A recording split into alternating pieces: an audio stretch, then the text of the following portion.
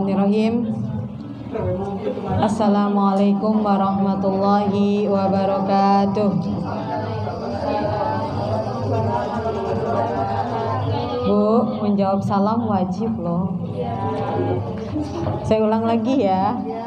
Assalamualaikum warahmatullahi wabarakatuh. Waalaikumsalam warahmatullahi wabarakatuh. Karena Allah suka yang ganjil, saya tambahin satu lagi ya, biar ganjil ya Bu.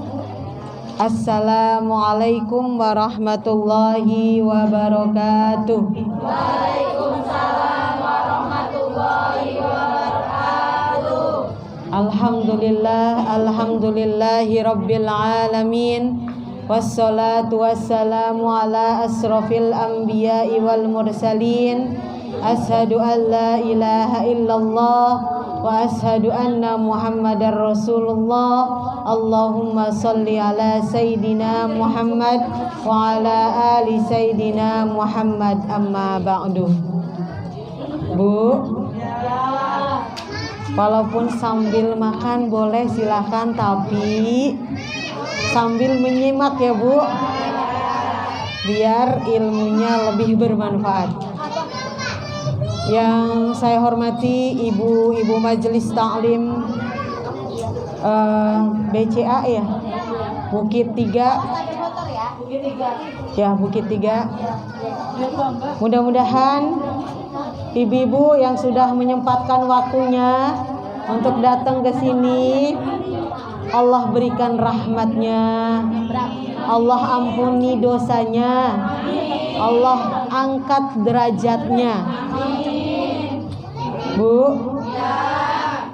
benar kata Nabi Bu, kalau ibu misalkan dari rumah tujuannya mau menuntut ilmu agama, setiap langkah kakinya dihitung satu kebaikan dan dihapus satu dosa dan diangkat satu derajat. Berarti ibu jaraknya kalau dari rumah ini, dari rumah ibu menuju sini jauh, itu lebih banyak pahalanya Bu. Puji syukur, marilah kita sama-sama panjatkan kepada Allah yang telah memberikan nikmatnya kepada kita semuanya, terutama nikmat iman dan nikmat Islam. Bu, nikmat apa yang paling patut disyukuri? Nikmat sehat, nikmat iman, nikmat Islam Bu ya. Kita mau ibadah enak, mau makan juga enak, ya enggak Bu? Mau tidur juga nyenyak, ya enggak Bu?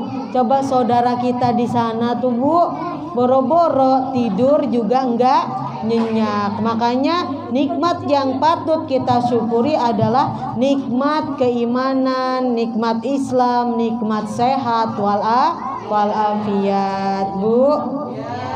Ibu kudu bersyukur nih Bu sama Allah. Kenapa? Karena ibu semangat duduk di majelis ilmu.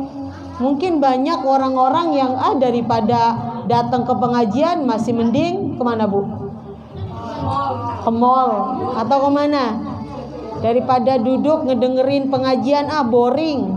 Lebih baik apa Bu? Tidur. Atau lebih baik nonton TV atau apalah gitu ya. Menghindari yang namanya taman-taman surga. Padahal majelis ilmu agama ini Bu, taman-taman surga yang ada di dunia. Makanya Bu, orang yang datang menuntut ilmu agama itu ibu, Allah memberikan rahmatnya kepada kita semuanya. Mau nggak Bu? Mau kan? Penduduk langit, penduduk bumi, apalagi Bu? Bahkan ikan-ikan di lautan, semut-semut yang ada di lubangnya, itu memintakan ampun kepada Allah buat orang-orang yang sedang menuntut ilmu agama. Bu, menuntut ilmu agama itu wajib Bu. Dari buayan sampai ke liang lahat. Ibu mungkin lah, udahlah saya nggak mau S2 lagi, nggak mau deh S3 ya, terusin S1 mah cukup lah, lulusan SMA aja. Boleh, nggak apa-apa kalau formal. Tapi kalau pendidikan agama itu wajib. Karena akan memperbaiki ibadah ibu. Nantinya rugi kalau ibu tidak memiliki ilmu agama. Nanti ibadah sekedarnya. Sholat yang penting sholat, ya enggak Bu? Sedekah yang penting sedekah. Zakat yang penting zakat, ya enggak Bu? Karena tidak tahu makna daripada sholat, tidak tahu makna daripada zakat, makna daripada sedekah. Salawat dan salam marilah kita sama-sama limpah curahkan kepada baginda Habibina wa syafi'ina wa maulana Muhammadin sallallahu alaihi wasallam. Bu, di sini saya akan menyampaikan 12 hadis tentang keutamaan sedekah. Bu, sedekah sama zakat itu beda enggak Bu? Beda. Kalau sedekah itu banyak Bu pengertiannya. Senyum termasuk sedekah bukan Bu? Sedekah. Menyingkirkan duri dari jalan sedekah enggak Bu? Sedekah. Ada orang berantem nih di jalan, ketemu sama ibu-ibu. Di apa Bu? Dilerai. Itu masuknya sedekah bukan Bu? Sedekah. Ibu ngelihat tetangga, ya mohon maaf gitu, jalannya agak susah, mau naik mobil, dituntun sama ibu, diangkat, digotongin ke mobilnya, itu masuk sedekah bukan Bu? Sedekah. Ibu ngelihat tetangga juga lagi bawa belanjaan banyak sampai keberatan, ibu bantuin, sini saya bantuin bawa, itu masuk sedekah bukan Bu? Masuknya adalah sedekah. Kalimat tasbih, ibu sering tasbih enggak Bu? Mengucapkan tasbih tidak Bu? Subhanallah, sering enggak Bu? Itu juga sedekah. Alhamdulillah, itu juga sedekah. Ucapan yang baik itu juga sedekah. Makanya ibu nih, nggak tahu saya kalau satu-satu mungkin pekerjaannya apa, mungkin ada yang guru ya Bu, mungkin ada yang pedagang ya Bu, mungkin ada yang apalah ibu rumah tangga saja. Ingat Bu, ucapan yang baik itu adalah sedekah. Kalau jadi pedagang yang ramah. Kalau pembeli nawar ya wajar, ya enggak Bu? Jangan kita jutekin. Nanti pembeli kapok, di sana mah nawar doang, padahal mah ya, tapi jutek enggak mau ke situ lagi. Padahal mah cuma nawar, bilang aja kalau nggak boleh, maaf ya Bu nggak bisa, kan gitu ya. Nah ini mah kadang ada marah-marah. Kira-kira ibu kalau punya penjual seperti itu jadi langganan nggak? Enggak. Makanya ucapan yang baik itu sedekah. Kalau kita sering ucapin yang baik, itu akan membawa berkah Bu. Sok lihat kalau misalkan mohon maaf penjual ya atau warung atau apa yang penjualnya jutek, lama-lama itu biasanya bangkrut itu Bu. Banyak yang gak mau minat beli di situ ya. Ya bukan hanya penjual saja, apapun. Coba Bu kalau kita ke bank, customernya atau apa gitu yang melayani ramah kan, enak nggak di hati? Enak. Makanya kata Nabi, ucapan yang baik adalah sedekah. Bu, di dalam tubuh kita ini ada 360 persendian. Dan wajib setiap satu sendi itu wajib bersedekah. Bu, semua itu kira-kira sedekahnya dengan apa? 360 persendian, satu persendiannya wajib bersedekah. Kira-kira dengan apa nih? Waduh, hari ini saya nggak bisa melerai orang yang bertengkar karena nggak ada yang bertengkar, ya nggak Bu? Duh, saya nggak bisa ngebantuin atau ngangkat barang tetangga saya karena ya nggak ada tetangga saya yang belanjaannya banyak. Misalkan nggak ada gitu yang dibantu hari ini. Kira-kira harus gimana Bu untuk membayar itu semua biar 360 persendian yang ada di tubuh kita ini bisa bersedekah? Dengan cara apa Bu? Dengan sholat duha 2 rakaat. Bu, rutin tidak Bu? Sholat sunnah 2 rakaat duhanya. Kadang-kadang insya Allah Bu, kata Nabi, siapa yang tidak pernah meninggalkan sholat sunnah duha, maka dia tidak akan pernah fakir untuk selamanya. Ya Bu, istiqomah ya Bu. Bu, mulai besok insya Allah istiqomah, sholat duha. Yang punya anak-anak bayi mungkin ya lagi bobo. Kalau yang punya anak-anak TK kan bisa ditinggal ya Bu, antar jemput aja. Kalau ditungguin buat apa? Kan tujuannya biar mandiri anak-anaknya ya Bu. Iya, biar pinter. Kalau ditungguin nanti nambah manja, ya enggak Bu? Itu bentuk sayang orang tua kepada anak itu adalah memberikan anak itu supaya mandiri, mendidik anak itu supaya mandiri. Bu, ada di dalam hadis Nabi, hadis yang pertama mengenai tentang sedekah. Sedekah itu menutup 70 pintu keburukan, Bu. Jadi Bu, kalau misalkan kita habis berbuat dosa, ya Bu, pernah berbuat dosa? Pernah, Bu? Pernah enggak? Misalkan ya, nih ibu-ibu semuanya nih ya, kalau bulan Ramadan, pernah enggak siang hari orang lagi puasa berjima sama suaminya? Pernah enggak? Enggak ya. Atau misalkan lagi datang bulan berjima sama suaminya, pernah? Itu Bu ya, kan nggak boleh ya. Itu harus dibayar dengan apa Bu? Dengan kafarat. Kafaratnya apa? Bersedekah. Kalau misalkan ada pada zaman Nabi Bu, ada seorang laki-laki sedang puasa bulan Ramadan, dia mendatangi istrinya dan menjima istrinya, dan datang ke Nabi, wahai Nabi, celaka saya, karena saya telah menggauli istri saya padahal lagi puasa bulan Ramadan. Apa yang dilakukan Nabi Bu? Apa kata Nabi? Kata Nabi apa Bu? Kalau begitu kamu harus mengganti 1 hari puasa karena kamu jima dengan puasa 2 bulan berturut-turut. 1 hari ditinggalkan 2 bulan berturut-turut. Lah ini laki-laki 1 hari aja jebol, gimana 2 bulan gitu kan? Ya enggak Bu? Terus kata Nabi, kalau enggak sanggup ya berarti merdekakan hamba saya. Enggak sanggup juga karena dia orang enggak punya. Terus satu lagi kata Nabi, bersedekah kepada 60 orang miskin. Apa kata laki-laki itu? Wahai Nabi, tidak ada di Madinah ini yang paling miskin selain aku dan keluargaku. Waduh ya, double-double udah miskin ya, melakukan pelanggaran berat lagi. Akhirnya apa? Nabi mengambil sekeranjang kurma, dan kurma itu dikasih kepada laki-laki itu, ini bagikan untukmu dan keluargamu. Bu, itu sedekah bukan Bu? Sedekah.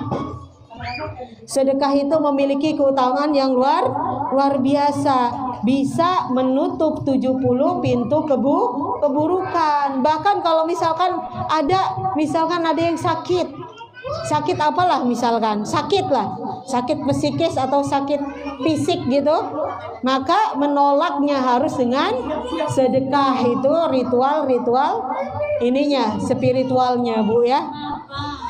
Dan yang kedua, hadis yang kedua adalah bentengilah hartamu dengan zakat.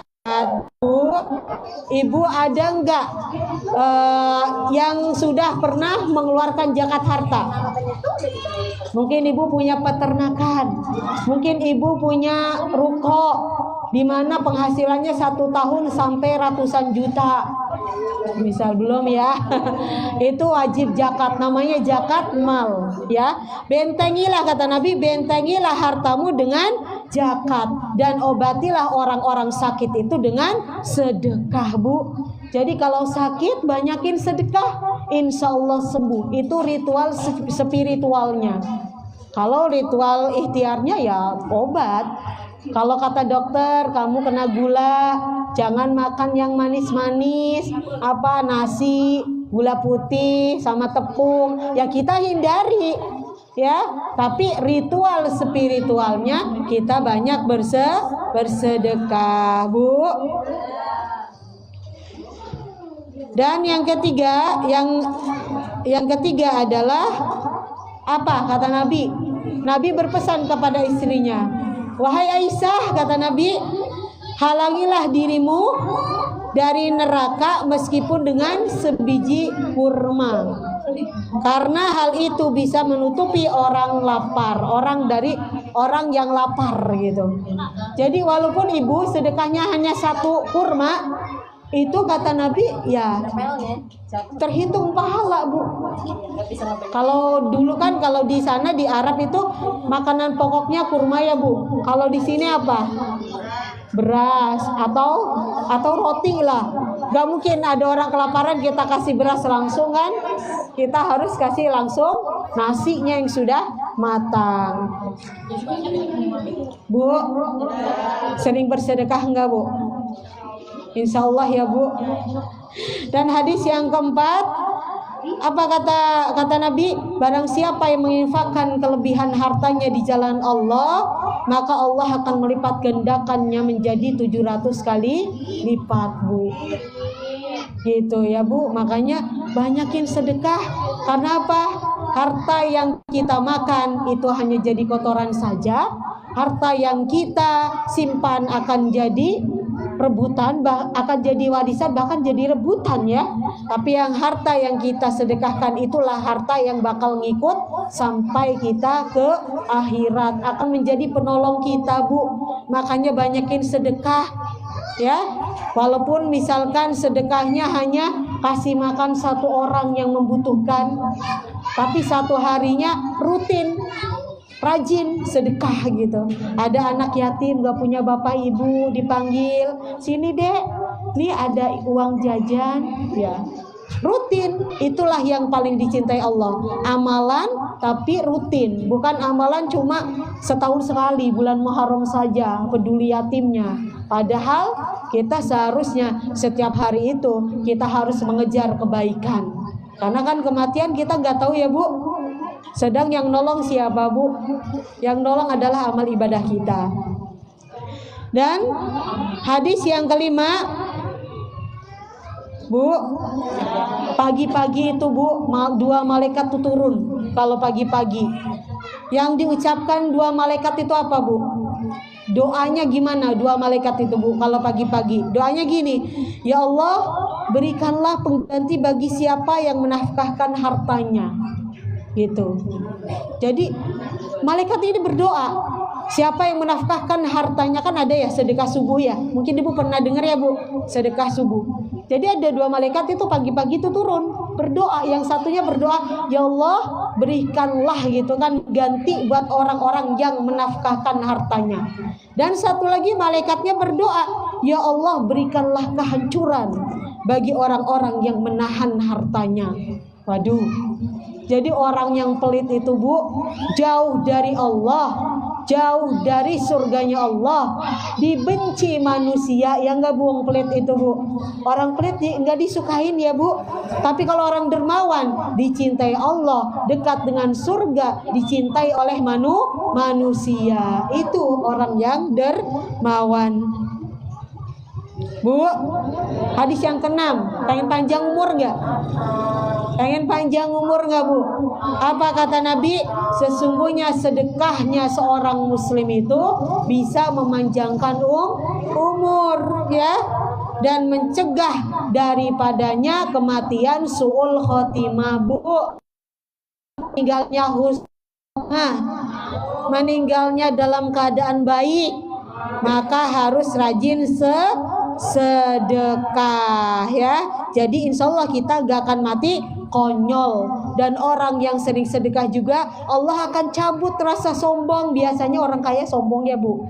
Oh, saya kaya gitu kan. Biasanya gitu, ada terbetik gitu. Pakai mobilnya misalkan Lamborghini atau Alphard gitu. Itu mobilnya paling gak harga 1 juta. Tapi kalau orang kayanya rajin sedekah, nggak ada sombong itu. Insya Allah akan dicabut oleh Allah rasa sombongnya. Karena kalau ada terbetik, Bu, rasa sombong di hati manusia, apa kata Allah di dalam hadis kursi? Sombong itu pakaianku, kata Allah. Siapa saja yang memakainya, maka dia akan aku campakkan dari surga. Tidak akan dimasukkan ke surga oleh Allah kalau hatinya ada rasa sombong. Apa ini sombongin sih, Bu? Coba kita sendiri Tubuh aja, dalam tubuh kita penuh dengan kotoran, ya nggak Bu? Apa? Ya nggak Bu? Kita kalau kadang-kadang sakit, bahkan nanti kita pasti bakal jadi tanah. Itu udah pasti ya Bu. Apa yang kita sombongin? Ya, kita hidupnya nggak kekal abadi. Hidupnya cuma sebentar. Ya, mungkin ada yang 60, 70, sebentar Bu. Satu hari hitungan di akhirat itu 1000 tahun hitungan dunia. Satu hari baru hitungan akhirat, di dunia 1000 tahun. Sekarang 2024, menurut hitungan akhirat itu baru 2 hari Bu. Jadi sebentar. Makanya dunia itu kata Nabi itu nggak ada makna apa-apanya. Jadi seperti gini, telunjuk dicelupkan ke air laut, diangkat, netes, itulah makna dunia. Makanya Allah mengizinkan orang kafir, orang Zionis, ya orang Zionis kan kaya raya, makanya bisa membombardir kan, karena punya kekayaan kan, gitu. Meminum atau bahkan orang kaya itu rata-rata orang-orang yang bukan Muslim, ya enggak Bu? Allah izinkan, tapi nanti di akhirat tidak ada satu orang kafir pun yang diizinkan, walaupun meminum seteguk air nggak diizinkan Bu, ya Bu. Dan hadis yang selanjutnya tentang sedekah, hadis yang selanjutnya, hadis yang ketujuh, sedekah itu memadamkan murka Allah Bu. Pengen nggak kita mendapatkan rahmat Allah? Pengen nggak kita nggak dimurkai oleh Allah? Pengen nggak Bu? Pengen, maka rajin sedekah. Jangan pelit Bu. Pelit itu tanda-tanda orang yang cinta dunia. Makanya ada salah satu kisah nih, Aisyah, istrinya Nabi, lagi puasa Bu, punya sepotong roti. Ada orang fakir miskin datang ke rumahnya, belum makan beberapa hari. Dulu mah minta-minta tuh beneran asli, ya minta-minta. Kalau sekarang kan jadi profesi. Ada yang begitu gitu. Dulu minta-minta tuh beneran lapar. Apa? Aisyah punya sepotong roti. Waduh, ini buat buka puasa.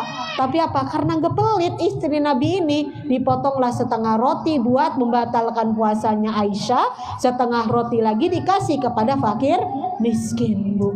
Makanya sedekah yang paling banyak pahalanya itu Bu, ketika kita masih sehat Bu. Ya nggak Bu?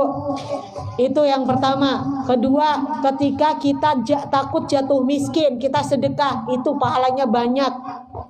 Ketiga, ketika kita berangan-angan, saya pengen jadi orang kaya gitu, itu sedekah, itu pahalanya paling banyak. Kan biasanya kebanyakan pas udah mau meninggal, lagi sakarat, udah pesen, ini hartanya buat ini ya, ini buat ini ya, buat ini ya. Padahal udah jelas harta yang ditinggalkan itu udah untuk ahli waris Bu. Itu sesuai dengan syariat diatur. Ya, makanya mumpung masih hidup harus banyak bersedekah supaya enggak rugi Bu. Jadi ada nih Bu, sahabat Rasulullah Bu, yang kaya, namanya siapa Bu? Abdurrahman bin Auf. Abdurrahman bin Auf ini Bu, tahu nggak Abdurrahman bin Auf? Tahu, pernah dengar nggak? Pernah. Itu termasuk sahabat Nabi yang kaya raya Bu. Tapi Abdurrahman bin Auf ini ketika mendengar Rasulullah menyampaikan, katanya gini, orang yang masuk surga terakhir itu adalah Abdurrahman bin Auf, kata Nabi. Karena dia itu hartanya kebanyakan, hisabnya lama, dia paling terakhir masuk surga. Abdurrahman bin Auf ngedenger Bu. Abdurrahman bin Auf akhirnya apa? Bercita-cita pengen jadi orang miskin Bu. Ada nggak sih Bu? Sekarang udah kaya raya bercita-cita pengen jadi miskin. Abdurrahman bin Auf pengen jadi miskin gara-gara ngedenger Nabi Abdurrahman masuk surganya terakhir. Karena apa? Dia kaya banget, hartanya terlalu banyak, hisabnya lama. Setelah mendengar itu, separuh hartanya Abdurrahman bin Auf disedekahkan untuk perjuangan agama Allah Bu. Setengah hartanya.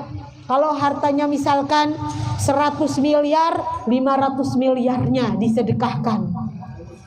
Bukan hanya itu Bu, bahkan dia itu Abdurrahman bin Auf itu menyedekahkan 40 dinar, 40.000 dinar harta yang diperolehnya itu untuk perjuangan agama Allah juga. Bukan hanya itu aja Bu, bahkan Abdurrahman bin Auf ini Bu suatu ketika ditawari oleh sahabat Ansor ya. Jadi sahabat dari Madinah menawarkan kekayaannya kepada Abdurrahman bin Auf. Abdurrahman bin Auf menerima apa menolak Bu? Menolak. Bahkan Abdurrahman bin Auf nanya-nanya, coba di sana di Madinah itu kontrakan untuk para pedagang itu mahal enggak harganya? Mahal. Akhirnya Abdurrahman bin Auf apa Bu yang dilakukan?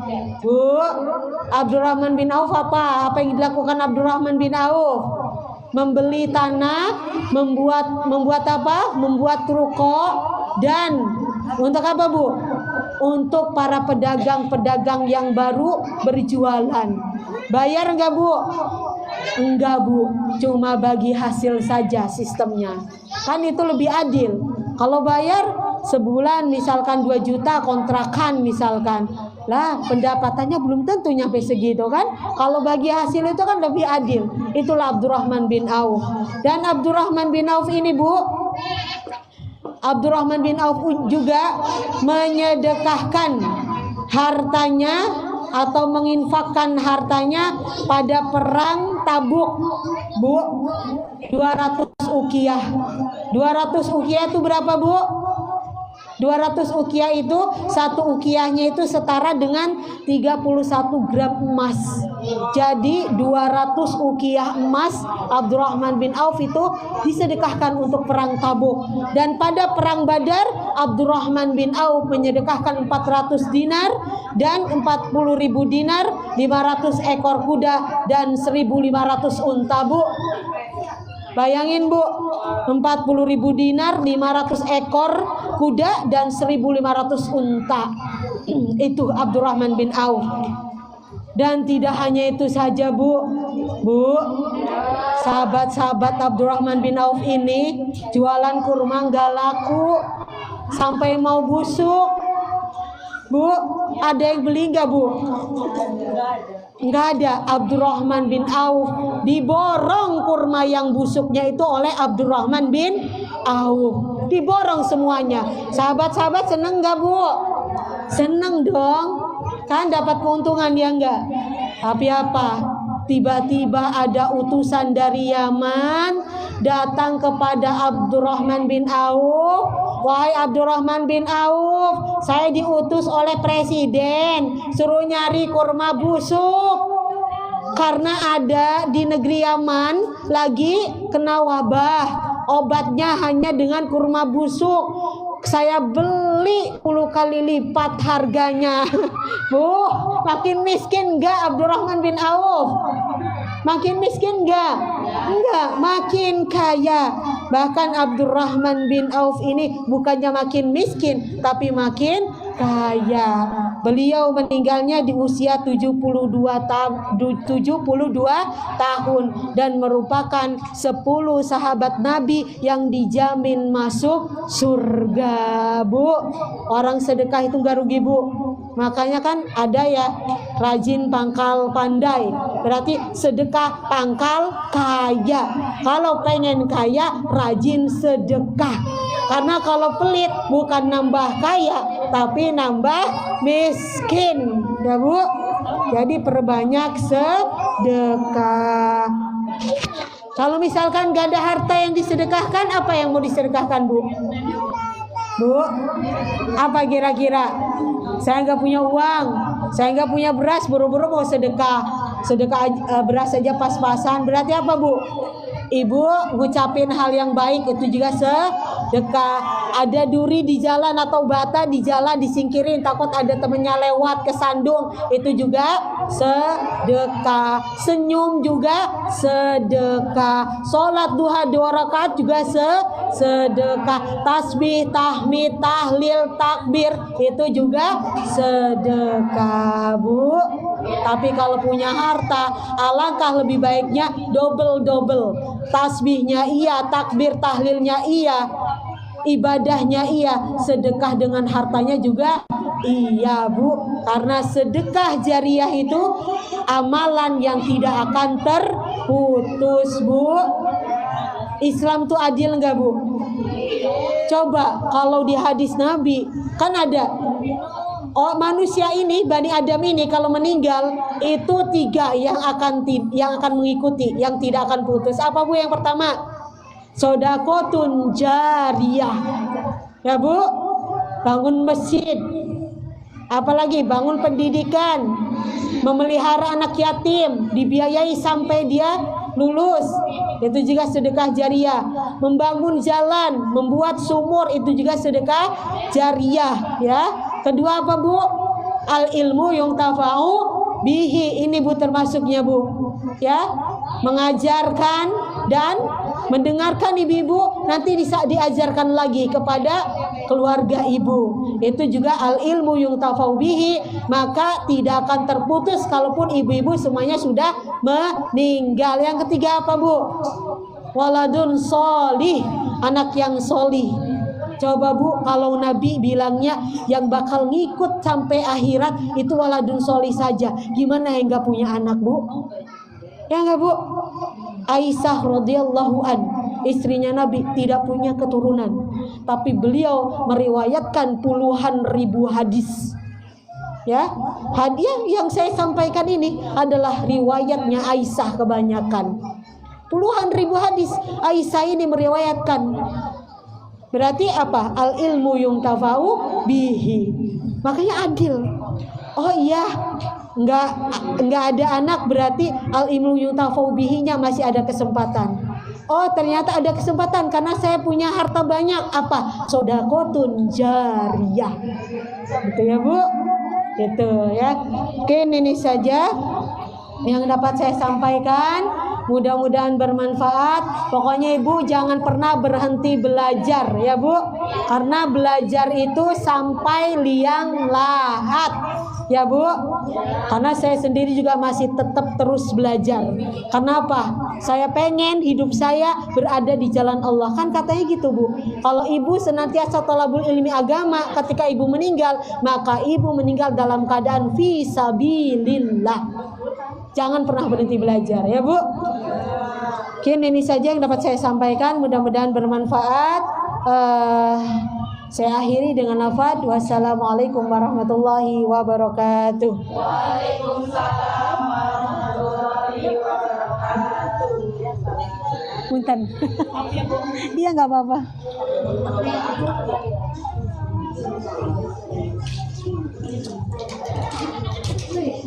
Acara yang selanjutnya adalah acara lain atau informasi yang akan disampaikan oleh Ibu RT. Kepadanya kami persilakan.